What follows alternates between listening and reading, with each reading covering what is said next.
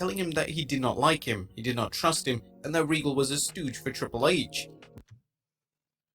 Now that part I did not know.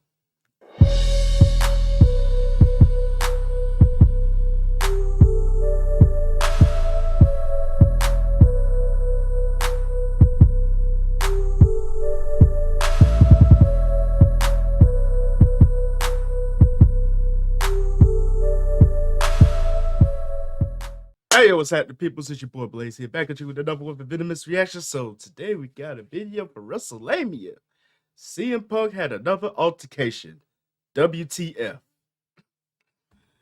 Another one? Bro, how many altercations has CM Punk had since he went to AEW? I see why they gave him the axe. Because bruh's problematic. Because he...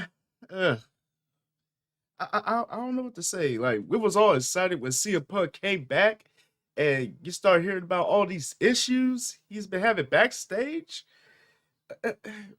It's like, bro, how many chances do you get? And to find out he had another altercation, bro, man, we gonna see what WrestleMania is talking about with this one, bro. You might want to take a long look at yourself, cause yeah, you're tarnishing your legacy. Not that he gives a damn, but who knows? Who knows? But anyways, on to the video. What is going on, guys? It is WrestleMania here, back with some more news. Join us now as we look at the wildest news stories and rumors you need to know, including Lana/CJ Perry All Elite, CM Punk involved in another backstage incident, a top heel turning babyface soon, Christian talks Edge coming to AEW. Be sure to subscribe and hit that notification bell for daily wrestling videos, and follow us on Facebook for exclusive lists. Also check out our new channel, WrestleMania Shorts. Now let's see the intro and get straight into our first story.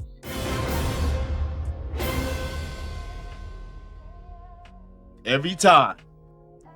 Now first story looks at CM Punk involved in another incident. Oh There's my more god. news emerging on CM Punk's apparently tumultuous time in AEW, with Bodyslam.net's Cassidy Haynes reporting that apparently there was a backstage incident involving Punk and William Regal. Multiple sources have confirmed to me details about an incident that took place between CM Punk and William Regal, which occurred when Regal made his AEW debut. In the altercation between the two, Punk refused to shake Regal's hand and would then get into the legend's face, telling him that he did not like him, he did not trust him, and that Regal was a stooge for Triple H. Now that part I did not know. I mean, I guess it was one of those altercations that they kept quiet about because they didn't want to make it out to be a big deal, but wow. Like basically William Regal made the jump to AEW once he was I guess he was furloughed by the WWE or let go. So he made the jump to AEW and he made his debut, and I did not know like him and CM Punk had an altercation just because he refused to shake William Regal's hand. Oh my god. See, this is what happens when you think you're bigger than the business and the company. Because if you start acting like that, you're gonna start becoming toxic. It not only to the company, but also to anyone backstage. But wow. Bro got issues. I'm sorry, bro got issues. Regal came to work for AEW after the WWE released him, only to return to the WWE when Triple H became head of creative and Vince McMahon had his short-lived retirement. Haynes commented on how Punk's alleged incident with Regal could affect any return to WWE. With Regal returning to WWE to once again serve a backstage role, this could potentially play into the chances of a CM Punk return to the company following his AEW termination. Brian Alvarez discussed the situation on the recent Wrestling Observer Radio, noting, "Anyway, whatever it was at the time, Regal didn't even tell anybody. He told friends of his months later. When he told them, he made it seem like it wasn't a big deal. That doesn't mean it wasn't a big deal, but that's what he was saying, that it wasn't a big deal." As we discussed in a previous video, it's believed that AEW's investigation into Punk's behavior at All In also covered other incidents. Whether or not the I can see why. I mean, like I said, they played it off not to be like a big deal, but it really wasn't a big deal at that moment. It was just it was just eerie to like hold that off hold that off to like sometime later on down the line when incidents is like incidents that are similar to what he experienced. Like, uh, yeah, I can understand that because why? I kind of went through a similar situation like you did with this particular person, so I get it. But wow. These alleged incidents are made public remains to be seen. Next up, Bryan Danielson Mm. returns at All Out, but for how long? Our fans tuning into All Out were in for a pleasant surprise as Blackpool Combat Club member Bryan Danielson returned earlier than expected from his broken arm, working in a strap match Ooh. against Ricky Starks. However, how much longer is Bryan going to work in AEW? The American Dragon That is a discussed good this after question. the show, telling fans his daughter wants him to retire by the time she's 7. Tony Khan also got fans talking after he hinted Saturday nights are a better night for Danielson's schedule, suggesting fans could see him on Collision. Next up, AEW's original main event That'll for be All Out. interesting to see. Now that CM Punk has officially gone from AEW and AEW's 2023 All Out Officially has gone. concluded, word is coming out on the show's original main event. According to Fightful Select, Punk had been slated to main event AEW All Out in a strap match with Ricky Starks. That was just adjusted to Bryan Danielson in a huge surprise that was kept very secret within the company up until just before the show. There's no word on what other storylines AEW had planned for Punk. Next up, did AEW suspend Jack Perry? While fans know That what is an interesting disciplinary question, AEW though. took against CM Punk, what about Jack Perry, who was the other wrestler involved in the backstage altercation at All In? Tony Khan was asked about Perry's status during the All Out post-show media scrum, with Khan informing the media he's been suspended indefinitely. I think we've suspended everybody in that investigation and then took further action after that based on what happened and came out of the investigation. But as for Jack, we suspended Jack as a participant in an incident backstage and Jack hasn't been around. But that's all I can say about it. But at the time, we did suspend him and he hasn't been at AEW since AEW All In backstage in London. Jack Perry. Now I will say, Jack Perry did play a part in that incident as well. I mean, he did start it, but he didn't get physical. It was just the initial start of it. So it seems rightfully so that he was punished as well. But I, s- I, for what I could gather from this, everyone that was involved with the incident backstage with Jack Perry and CM Punk, they received the proper punishment, so to speak. With Punk being out of AEW, like he got the axe. He's out of there. But Jack Perry, he's suspended indefinitely until the company says he is willing and able to come back. So I get it, but I just don't want people to think that Jack Perry deserves like the grunt of the punishment when he didn't even even initiate the physicality part of it. He just started the incident, and all this over the thought of using like real glass in his match. I believe his match was against Hook for the TNT championship. But he went against the grain. So that caused a whole lot of I guess you could call it like things to be questioned. I could That's the best way I could put it. But yeah, Jack Perry being indefinitely suspended, I could understand that, and rightfully so. Has not commented on the situation, which is likely due to AEW telling him to keep silent. AEW restricts what its performers can say in interviews and via social media without management's prior approval. Next up, Samoa Joe callback leads to a pull-apart brawl at All Out. How quickly the worm has turned, something Samoa Joe found out when he decided to revisit the segment from his time in NXT and MJF's time in the WWE as a mere extra. You may recall the segment where Joe was making his way from backstage to the ring when he shoved aside the then WWE extra MJF. Damn. Last night's All Out PLE saw something similar when MJF and Adam Cole were returning backstage after their successful Ring of Honor Tag Team Championship defense, and Ring of Honor TV champion Samoa Joe was heading towards the ring for a title defense against Shane Taylor. Once again, Joe shoved MJF, but the salt of the earth has come a long way since then, and despite Samoa Adam Joe Cole can trying to be a calm him dick. down, MJF ran to the ring attacking Joe as a Samoan submission machine put him in a chokehold while wrestlers and security fought to restore order. Not only was this a good segment that seemingly came out of nowhere, but it's a callback that is sure to be discussed before the two meet in the ring. Oh man, that is an epic callback though, for real. But not the same MGF now. Not the same MGF that he met down in NXT. A completely different MGF now. Hilarious. Next up, a top heel turning babyface soon? Could the WWE Universe see a top heel turn babyface? Or Better Wrestling Experience reported that a big babyface turn is coming up soon for one of the brightest talents in WWE. Sportskeeda commented on a fan speculation that included names such as Austin Theory and Grayson Waller. We wouldn't be surprised to see either superstar turn babyface at some point, but Waller is getting warmed up as a heel, and the WWE should capitalize on the fans loathing him as the blue brand needs a standout heel. Another name is Damian Priest, who the WWE has been teasing as turning babyface at some point. While Mr. Money in the Bank is one half of the Undisputed Tag Team Champions, the WWE could shock fans by having Priest leave the Judgment Day with the title. Wrestling turns can be exciting when pulled off correctly and help a wrestler reach new heights, whether it's a babyface or a heel. Who do you guys think?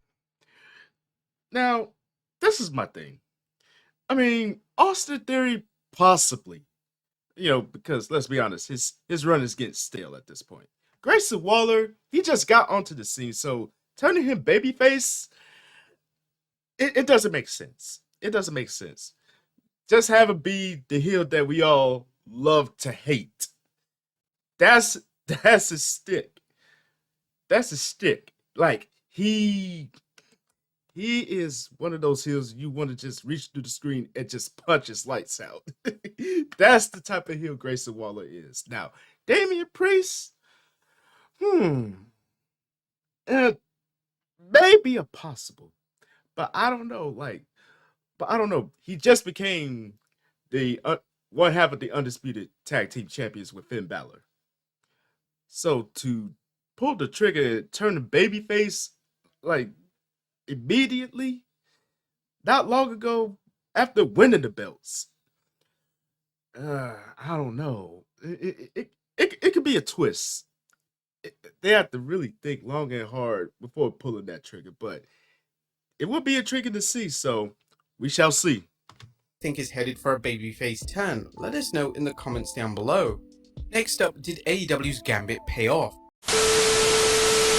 While All In was a success in terms of ticket sales and pay-per-view buy rates, what about All Out, a show which had zero build and took just a week later with no major championships on the line? Wrestling News' Andrew Ravens reports, while speaking to the media after the All Out pay-per-view event, AEW President Tony Khan noted the show is looking to have done over 100,000 buys, and that AEW All In is close to 200,000 buys.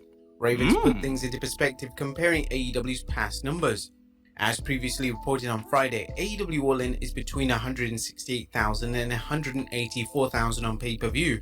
It's still behind the buy rate record currently held by AEW All Out 2021, which drew 215,000 buys.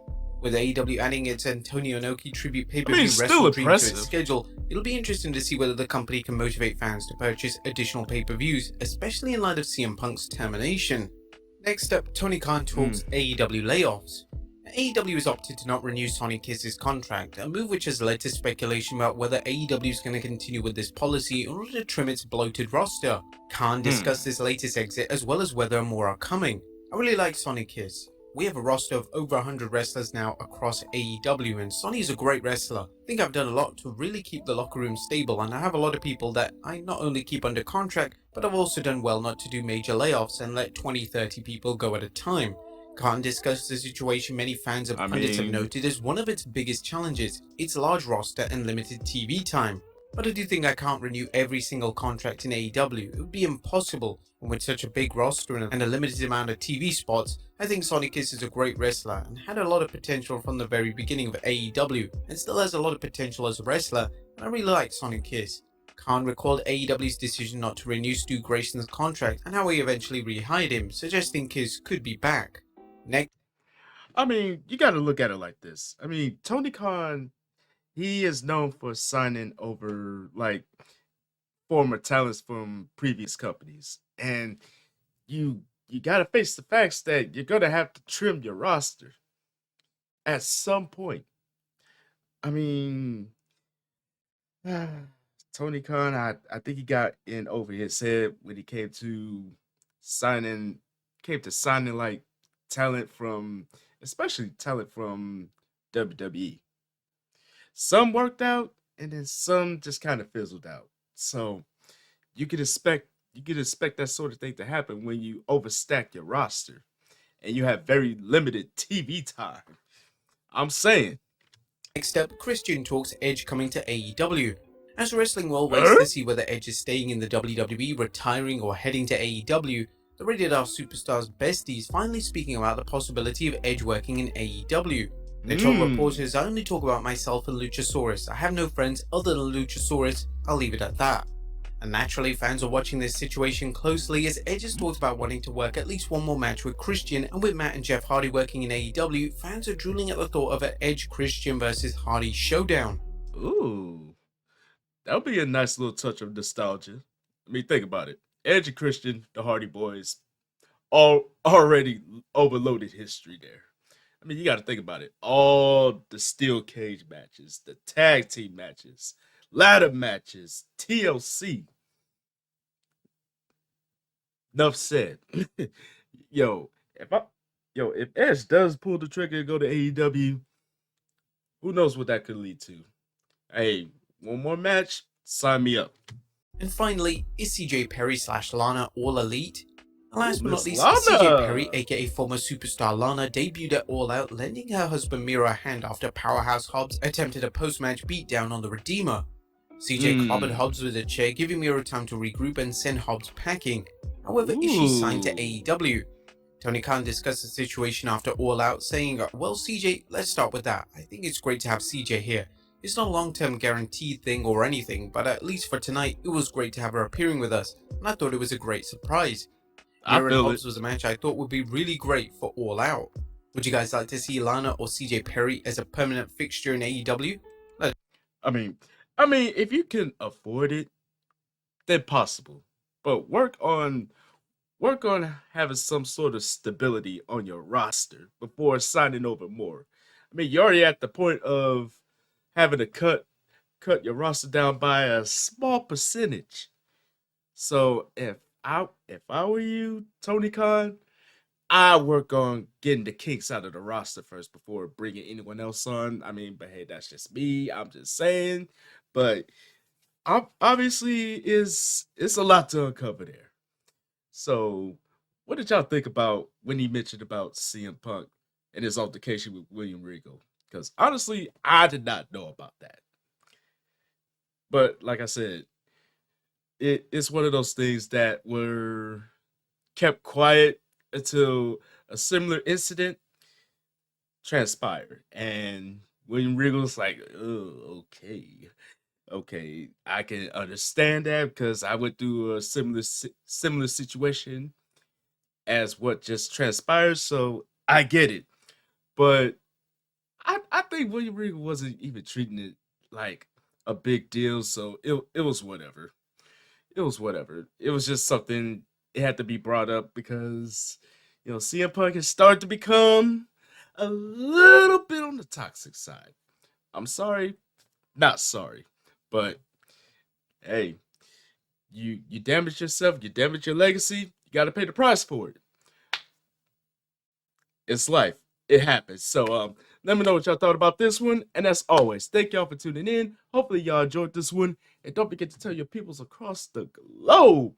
Come kick it with your boys. It's one good solid time. Like, comment, subscribe. Don't forget to share. Don't forget to click that bell so you don't miss a video from the kid. You feel me? And please feel free to follow me on social media right over yonder. Now this here is your boy Blaze here saying Chuck the Deuce, and I will see y'all in the next video. And I'm out.